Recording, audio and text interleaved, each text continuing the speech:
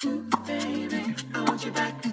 are some ways that we can practice vocal health every day? Probably the most important thing to daily vocal health is making sure that your speaking voice is in good shape. I think we've all heard people whose speaking voices sound very raspy or maybe a little bit strained. Listen to your speaking voice.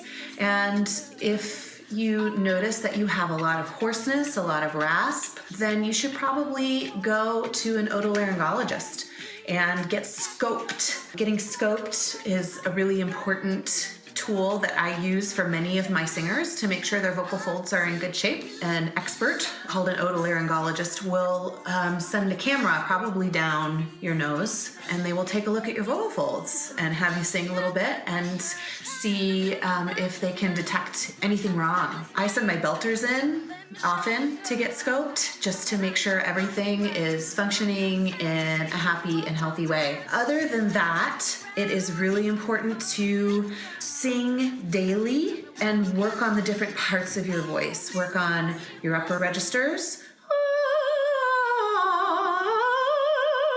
Same thing for men. Working your falsetto is very, very important.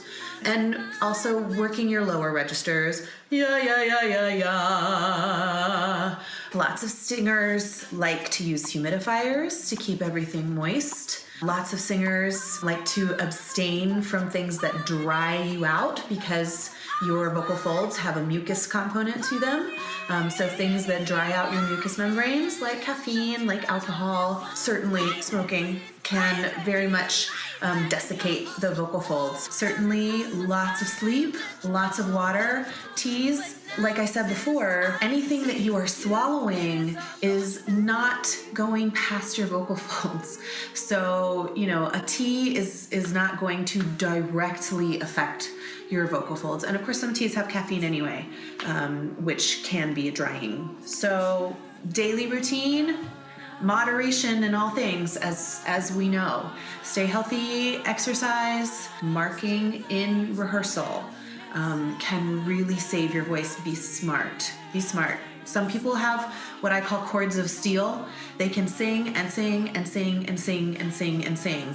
And a lot of that is practice and stamina.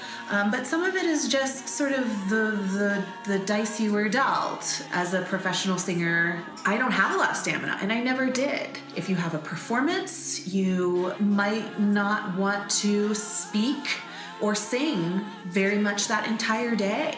There are many, many singers who are like that.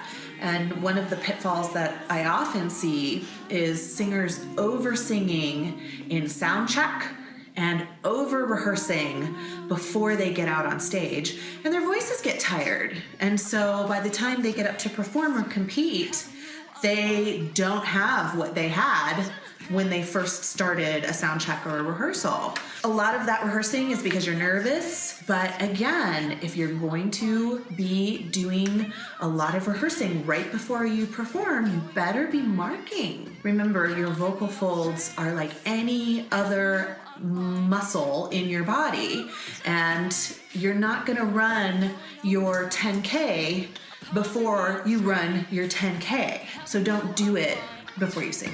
Hear what you love.